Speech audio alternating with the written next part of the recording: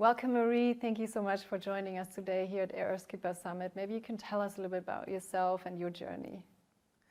I'm so excited to be here at the Earthkeeper Summit because as a Feng Shui master, the earth is so important to us because it's our environment we live in and that we are thriving into. And my name is Marie Diamond. I'm a global renowned Feng Shui master, and I also am a global best-selling author.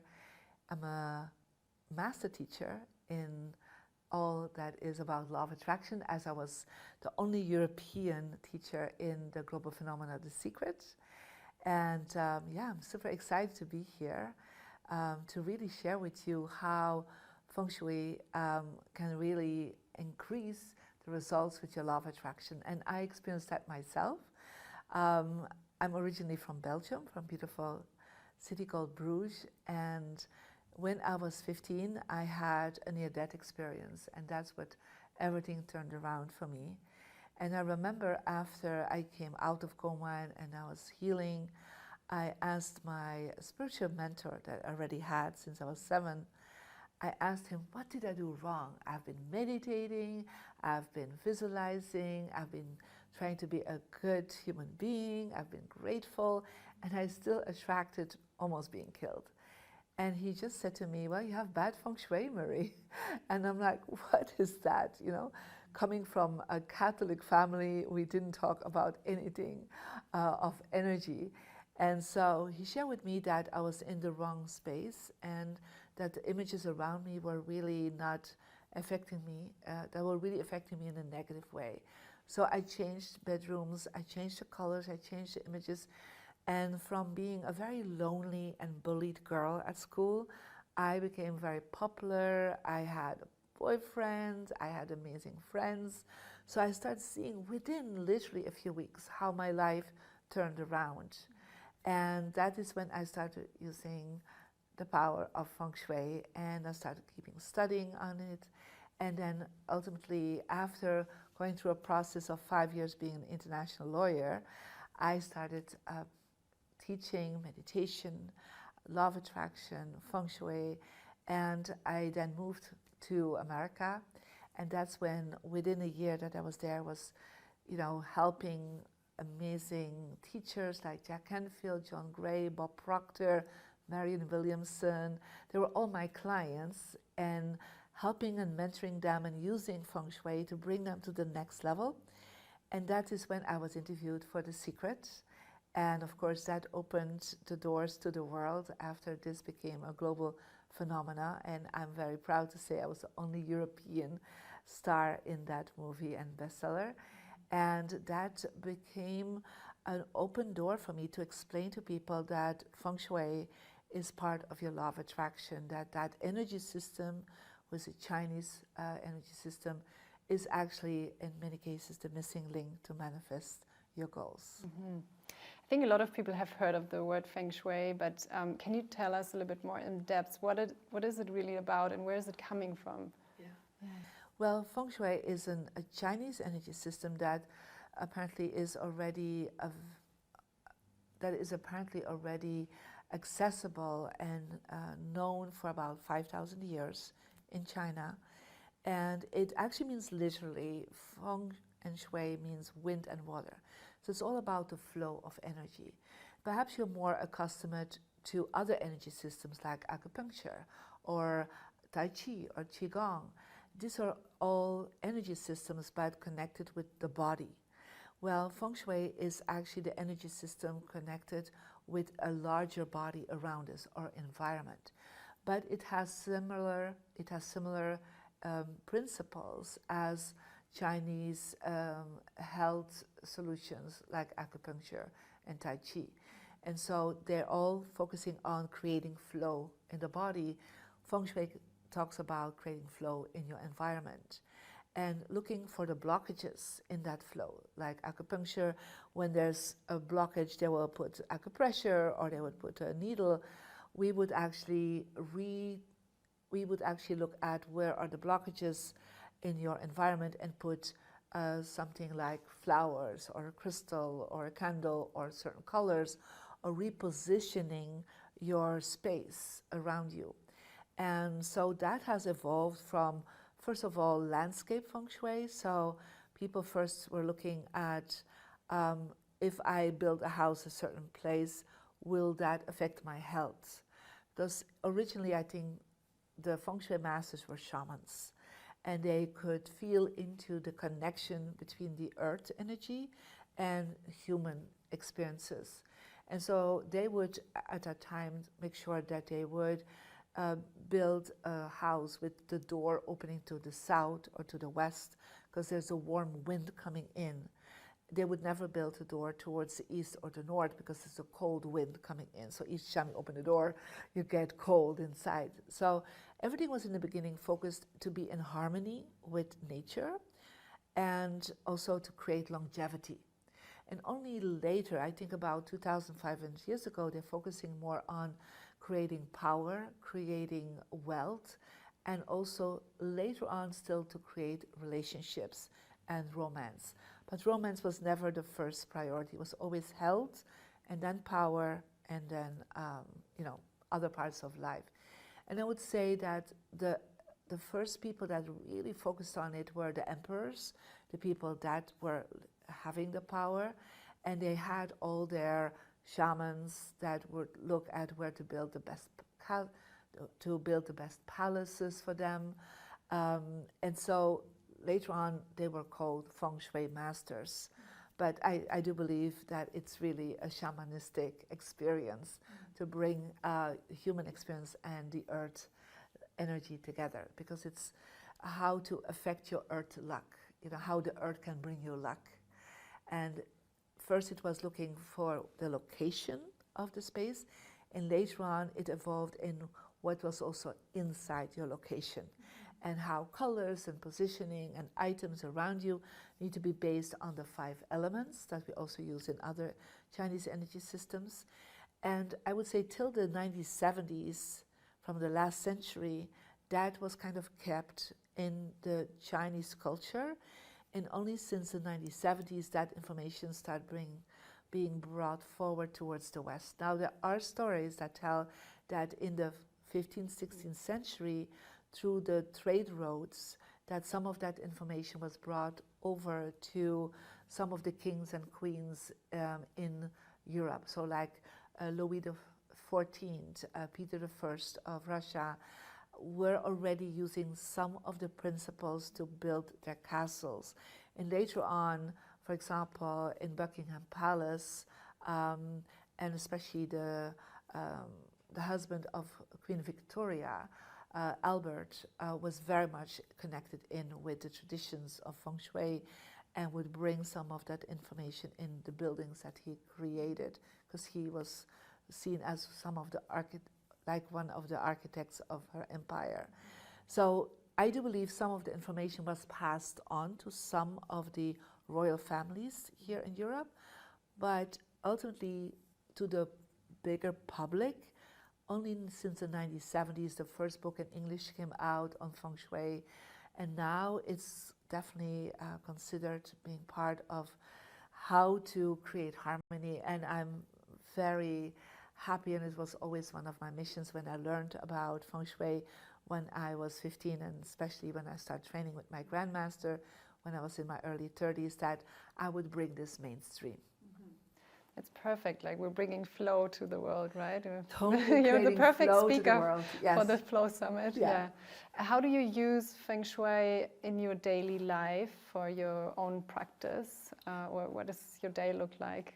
So I always start my day with creating flow in my body by doing my tubes of light meditation, which is a meditation with colors. But I'm always aware of creating alignment with the universe and alignment with the earth. So I am totally in the flow between heaven and earth through my human experience. And then, of course, a healthy breakfast, going into nature for a little walk, and then, start my journey to create a difference in the world. Amazing. As somebody who's really invested in the spiritual world, what is your view on the current state in the world? Well, you know, from a Feng Shui perspective, we see there are cycles of energy, and we are actually ending a cycle that is called the cycle of knowledge, cycle 8. And that was like 20 years between 2004 and 2024. And this is a time where everybody wants to feel empowered, wants to learn, wants to have knowledge. And you see, indeed, think about through the online learning. Even now in the Flow Summit, we get all the teachers together because we have such a hunger for learning. We want to know, we want to have data, we want to have information. So that's kind of how the consciousness of the world is, that they look to learn, and when they learn, they want to teach, they want to share. So it's becoming the student, but also at the same time, sharing your knowledge. So think about everybody is a YouTube channel or shares it through social media, everything they have learned. So it's typically what is going on with the state of consciousness. We are actually moving into a new state of consciousness that starts in 2024, according to the Chinese cycles, till 2044. And it's a cycle 9, and it's all about enlightenment. It's all about completion. So it's the end of a 180-year cycle that we're going in. That actually started with the Industrial Revolution. And so every 20 years, we actually got into a new evolutionary state of that. And we just, in the period 8, we went through a revolution of how to gain knowledge. And now we're getting into a new state of how to reach light, how to connect in with our passions, how to connect in, you know, to make our life fulfilled, to not just see that life is only material, but it's also spiritual. So it's really a 20-year cycle of spirituality that we're going into. So I'm super excited for that. I would say I am super happy that I'm born again in this journey, in this time of consciousness, of humanity. But that, of course, means that even if that consciousness is evolving, that each time and each year, I do believe, there's a doubling of, I would say, awakening that happens. Yeah, the last 20 years has been, with the speed of light, a reawakening of humanity. But reawakening always happens with transformation, happens with crises. And a lot of people, perhaps you and I and many people that are listening, have already gone through some awakening.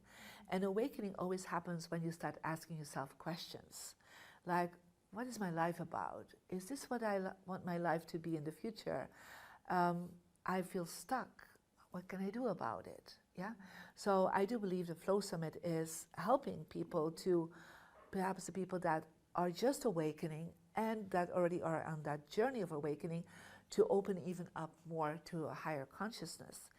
But many people still today are stuck in the old levels of consciousness, and they are stuck in their emotional energy and their pain and their sadness and their anger and in conflict. So if you are not working on yourself and going through your individual conflicts and your individual awakening, what happens now is that there's huge conflicts happening in the world because massive amount of people need to waken up. And so I would say, even how unfortunately all these conflicts are, it will, I do believe in that, lead to transformation on a bigger scale. And I hope that more people waken up individually so that we don't have to have collective transformation happening, like what we did with the COVID times. It was a time of collective awakening, and in order to awaken, sometimes you have to stand still with yourself. And if you didn't do that yet, perhaps you did that during the COVID time, so that you're like, okay, is this what I want to keep doing in my career? Do I want to still be in that relationship? Do I still want to focus on my health in the same way? So you start asking all the questions. So that change between period 8 and period 9 is 2020 to 2024 is a time of standing still with yourself. Am I ready to the next level of consciousness that would actually be a level of spiritual consciousness that is coming to the world. Would you have any more tips for people that are really struggling in these times, that are maybe afraid of what's gonna come? Like, what would you advise to these people? Well, you know, something I would like to share is that ultimately the only thing you can really change is yourself. Yeah. So if you see that there's crisis around us, and we have unfortunately a lot of issues in the world right now on many levels, you need to still be focused on creating every day some change in yourself. Yeah. And also knowing that you can add healing, you can send positive thoughts, positive energy towards the leaders, because a lot of people blame and have anger towards the leaders, but I do believe that we all can send to the souls of the leaders some positive vibration. Yeah, I always call that the politics of the heart, meaning that focus on yourself and your own change, and pray and do prayers and do affirmations and send positive thoughts to the souls of the leaders, and connect with your heart, with their hearts, because I can imagine some of the leaders, their hearts are very closed off, or they are still focused on power, or using power in a negative way, or greedy, or self-absorbed, or making wrong decisions because of pressure, or because of, I don't know what agenda that they have to play out.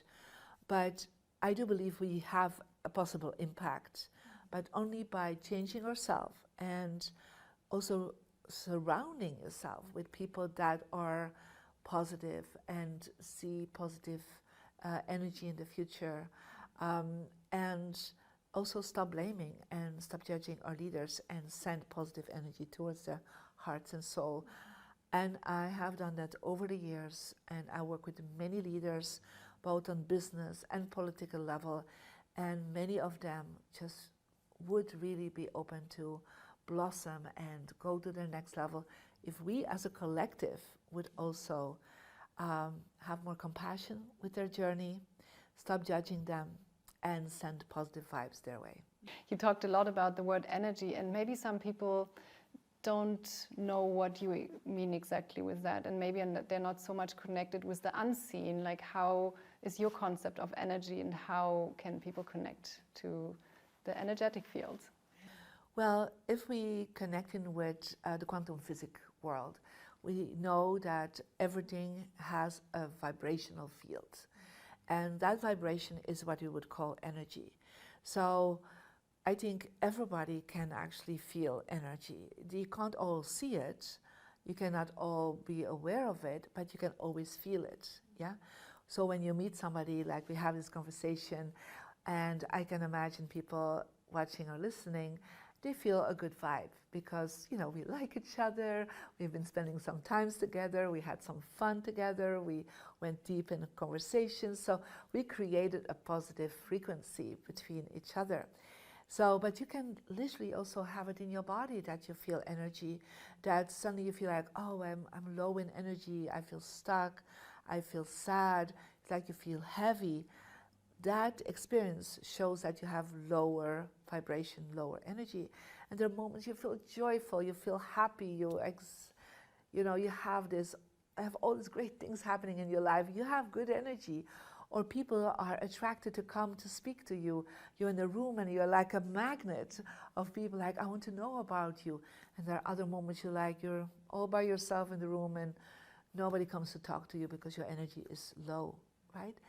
Or you just can literally, if you never felt energy, just move your hands, very, very intense, yeah? And then just hold your hands and you feel there's this frequency, this vibe in your hand palms, yeah? And you can even play with that and just, see it as like a ball of energy, and you feel your hand palms become warm. Well, you can't see it, but you can feel it, yeah? It's the chi. Everything has life force. Energy is actually life force. And it's said that energy never stops. It transforms, it transmutes, but it always is present. And so our body is made out of energy. even this chair is made out of energy, the flowers. But of course, energy can be like air. Yeah, we call that etheric field. You can't see it now. People that are clairvoyant, they can see the vibrational field. But the more it becomes dense, it becomes a form. So in the beginning, the creation story says there was light. Well, light is energy, yeah? And out of that creative force, what is the energy force? Things are created. Even Star Wars, we speak about, may the force be with you. It's actually saying, I hope you're in flow.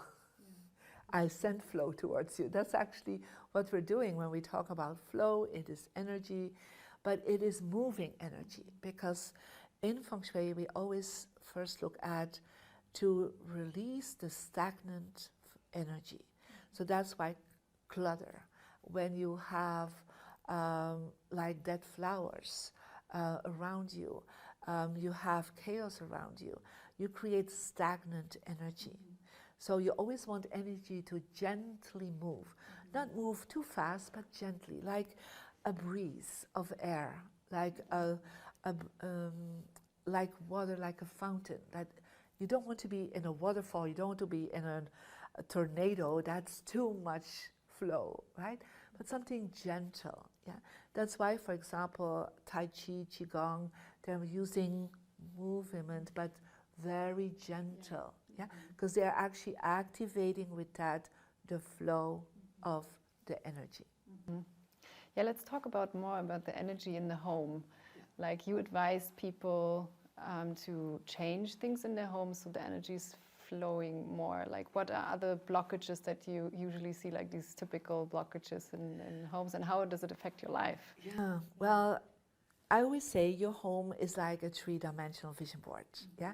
So since The Secret, since the Law of Attractions, we started understanding that when you visualize something, that you are able to attract. So what you focus on something, you'll get more of it. But also it's focusing not with intention, but also with positive emotion, because you can literally put an intention out and have a negative emotion like fear. You will still attract it, but it will be more of the fear that you already are putting out. So it's all about creating positive vibration. And the same with a home. A home is like everything you see. It gives you a message subconsciously into your mind, into your heart, into your energy field. And so that's why I call your home a three-dimensional vision board. So I would love everybody to kind of go outside their home in the coming hours or days and come back in with a different view, like have the perception of you are the universe, you are God. What do you see? Become more aware of the energy, feel more into the energy. So you can be aware with your mind, or you can feel it with your body. So you open the door and it's like, what do you see? Do you see dead flowers, or you see a fresh bouquet of flowers? Do you see perhaps old pictures of your children when they were 5 and 6 and now they're 30, right? So is that still going with the flow of your life? So you always want something when you walk in that you feel like, oh, it's uplifting, yeah? So that's why I suggest to people, when you come in and you have shoes on the ground and coats hanging, and that's the first thing you see, it's kind of chaotic, yeah? So you want to come in from the outside world into your home space, feeling, I feel home. And I always say home, it has the word om in it, yeah? And so om, when you resonate that in mantras or singing, you become peaceful and harmonious, yeah? And om is also the sound of the higher chakras. So it feels like you uplift your energy, yeah? So make sure you redirect the energy when you come in. But in every space where you are living, in your living room, in your bedroom, in your workspace, when you walk in, what do you feel? What do you see? Stand still with that for a moment. Do you come in and you're like, oh my God, it's so messy. Like, well, clear it up, yeah? Do you feel like it's all black and white and there's not colors that just you love, that you like, then look at the images around you, you know? Or they're all images that you feel inspired by, or you look at the image and like, oh, you know, I want to have romance. They're all images of single women. What are you telling to yourself all the time? I'm okay with being lonely, right? Or you have images of all, I came in a home once and they have images of all tigers and lions. I don't know if you will feel safe in that space, yeah? Because your subconscious mind does not make a difference between an image, a visualization, and reality, yeah? So that's what athletes know. They are running their, they're running their course, they're running their, how you call that, their game? Yeah, they're doing their game in their mind. And we know scientifically that the muscles react towards it, even if you visualize it. Well, if you are coming in your home and you have all the wrong message and the wrong energy around you, your body will react that way. Your subconscious mind will attract exactly what you have around you. Now, it's possible you did every morning your journaling and you're reading your goals, your affirmation, and then you let it go. But I'm telling you, your home has a mindset of its own, and you create your mindset. But if your mindset is negative around you, now guess who will win? The mindset of your home, or your 5 minutes you're focused on a positive mindset? It will be your home, because it's constantly giving you the same message day after day, night after night. So when I understood Feng Shui and how I got that this was a missing link to how people create and manifest. And so I started bringing that into people's lives and saying, look, you can change your law of attraction. And I did that exactly also with the person that created The Secret, and more than 50% of the people in The Secret were already my clients, and they felt stuck, even if they were amazing speakers and teachers with great ideas and already were reaching millions of people. They felt stuck. They couldn't go to the next level. And so they brought me in to their home, to their offices, and I redesigned it. I recreated the energy so there was again flow for them. And because of that, suddenly they were having breakthroughs to go to the next level. And that's one of the reasons people call me the secret behind the secret. Yeah. That's kind of my nickname in this field, because you need to understand that your environment is responsible for 33% of the results of the law of attraction. And that is so much, not 1%. People sometimes say, if you change 1%, you change your whole life. It's 33% and more that you can actually change.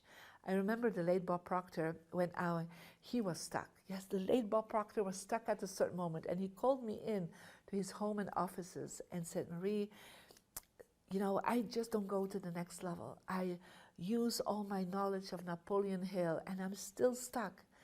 And I redesigned everything for him. And he said to me, Marie, I do believe Feng Shui is more than 33%. It's probably 50% of the law of attraction. And we say sometimes location is everything, but we forget how the location looks like inside is also affecting you, because you live there non-stop. Do you maybe have a success story of one of your clients that changed with your help the environment and was able to reach their goals or whatever they desired in their life? Well, I want to tell a story of Jack Canfield. So Jack Canfield, who is well known as one of the co-creators of the very successful Chicken Soup for the Soul series, and for his international bestseller, The Success Principles, I know is very popular also here in Germany. And so what we see is that, you know, even if your mindset is very strong, then sometimes that is not enough. And that's what he experienced. So he called me in. He had just moved into a new space for a couple of years. And since he came into that new office, speaking engagements were drying up. He was not getting, you know, the same results as before. And he actually wanted to sell his new upcoming book, The Success Principles. And he was not receiving the reaction from the publishers that he desired. Didn't get the advance that he wanted. He already had sold at that point more than 100 million books, and still they were not interested in the next book. So he called me in and he said, Marie, I don't know what's going on, but something is off. So what was very interesting, he had set up his office. He had a huge space, but he had set up his office, his desk, looking out the window with the door behind him. And he was like literally close to the window. And so there was a lot of space behind him. So people could walk in, and they were actually walking more than 15 meters, that's like 50 feet, before they were reaching him. So he couldn't even see people coming in. So I said to him, you are actually telling the universe, I'm not interested in opportunities that are coming my way. I use my back towards them. I'm like, I turn my back towards all this. He said, but I love my view. And I said, money doesn't come through windows. Because people don't come through windows. They come through the door. He said, but it's just my team coming in. I said, I know, but it's your team also helping you. You're using your door. Do you use the window to get you to your desk? He said, of course not. I said, okay. So I redesigned his desk so that he could see in his peripheral view, so like this, not like this, but like this, the door, so that when somebody comes in, he saw them coming in. Yeah, I made sure he had a wall behind him, because if you have a wall behind you, you're actually getting supported. If you have emptiness behind you, you're not getting supported. I said to him, you are literally hitting the window, but you need to have space in front of you. You need to see the door, and when you have space in front of you, people can sit on the other side of your desk. And he was like, okay, I'll give it a try. Very reluctantly, but he gave it a try. And then I said to him, what do you desire? And he said, well, I want to be speaking globally. I said, well, let's get some globes in, like a beautiful globe. And what do you really also desire? I said, I want to speak. I want to, of course, get my next book to the #1. And just all his goals. I said, let's look around you. So everywhere around him, he had books on the ground. Because people were always sending him new books, and he had no space left in his library. So you had to literally walk over the books. And I said, you're walking over the books. What is that subconsciously telling? People will walk over my book. So I asked him to go through his library, let go of the books he did not relate with anymore, that he felt were just not supporting his success, and everything that comes in, you put in a new section of your library. These are the new books, but no books on the ground anymore. I mean, we counted there were more than 100 books on the ground because he just didn't have space. Yeah. And so I said, create space for people to walk. I said, I mean, literally, I couldn't even go to his desk. I had to step over piles of books. So when I did that, and we changed all this around, and we put a globe, and I asked him to start spinning the globe. Every day in the morning, spin the globe and connecting with humanity and see where your eye goes. Like, oh, Asia, oh, South Africa, oh, Europe. And so we changed all this, and then, a few months went by, and suddenly I get a phone call from his wife, Inga. And she said, Marie, can we stop spinning the globe? And I said, why? She said, well, since we changed everything, the phone started ringing. And now he's booked for the next year globally for speaking engagements. He sold his book for the amount that he wanted, and it became an international global bestseller, The Success Principles. And he said he gets all these requests, and of course, one of the steps that happened from it, we were both in the global bestseller, The Secret, and it catapulted him to become one of the most well-known major teachers of the law of attraction. Yeah. So I want to share that story because perhaps you're saying, well, who am I to do that? Even the great ones, they feel sometimes stuck. And just what I shared with you, simple steps, yeah? Change your inside, and perhaps you feel stuck in your romantic life, check out your bedroom. Yeah, how does your bedroom look like? They're all single items. Is there's no space for a partner to go into your bed because your bed is against the wall and there's only one nightstand? Tell the universe you want another person coming in. Yeah, look in your desk area. Look at where you work. How does that resonate with the story I just shared with you? I remember this lady very recently. She told me, Marie, my boss hasn't given me any compliments since I started working there. No promotion, no bonus. And she was a very good accountant. And I said, where do you work? She said, I work from home. And she was sitting with her wall, she was sitting with her desk against the wall with the door just behind her. Everything was in clutter on her desk, around her. And I said, why don't you turn around your desk? Just looking at the door, clean things up. I said, you know, make sure that everything is related with your business, because there were things in her office that were totally unrelated with her office, unrelated with her business. You know, there were things with her family, there was there were books on things that were not connected with her business. I said, focus on your business. Yeah. She did that, and so she called me a few weeks later and she said, Marie, I don't know what happened. Like, I got a promotion. I got literally compliments the next day already from my boss saying, I just want to share with you, you did a great job. I said, yeah, your boss couldn't see you. You were with your back to the boss, because the boss comes in through the door.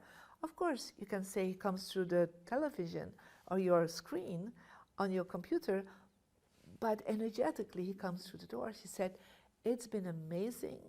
And I had so much compliments from my clients coming in, and I feel so much better because I come to my office now, it's clean, it's decluttered, I'm focused from the first moment of the day. So just simple things can just turn around your life. So facing the door when you're on your desk, or also from your bed, like also has to face it, right? Also in every position, like even we here, right? We see the door. We see the door, right? yeah. So even if you have meetings outside your house, even if it's in a conference room, even if you have a meeting in a cafe or a coffee shop or a hotel, always make sure you're there first and you see the people coming in. A restaurant, a bar, always sit with your back supported by a wall or a boot or a chair and seeing the door, because that just shifts your energy. And we have done research on that, and we have seen that your brain waves are changing. Yeah. So when you're with your back to the door, you literally, within a few seconds, you go into beta brain waves. That means your energy goes to your reptilian frequencies, and you go into fear, because literally you always have to turn around to see what's going on behind your back. Somebody goes in, you are disturbed, you're not concentrated. Yeah. And when you are looking at the door and you have space in front of you, you actually, your energy goes into alpha, and your energy goes to your frontal cortex. When that happens, you go and see the future. You don't think in the past, you see the opportunities in front of you. That is what Jack Canfield experienced, that's what this accountant experienced, that is what hundreds of thousands of people that have followed my studies have experienced, that a little shift in energy is actually opening up the universal channels to bring all the goals towards you. It's such a small change, right? And do you have some other tips that people can try today or like change in their home today that will let the energy flow better in their home? I would definitely say in your living space, also sit there to see the people coming in, but also update your pictures. Yeah, I've seen so many times people, they want to have good relationships with their family, but then they have images out there from, first of all, people that have passed on. Yeah. I would say, yes, you can have that, but make sure there's more pictures of the living family, right? So don't hold on too much to the people that have passed on. So look at current pictures of you and your partner. Yeah, your wedding picture is nice, but you know, have an updated picture. Pictures of your children, you know, update the pictures every year. When you come together for Christmas or Thanksgiving or anytime you come together, take a family picture, update everything. So that also is part of creating positive time flow, yeah, surrounding you.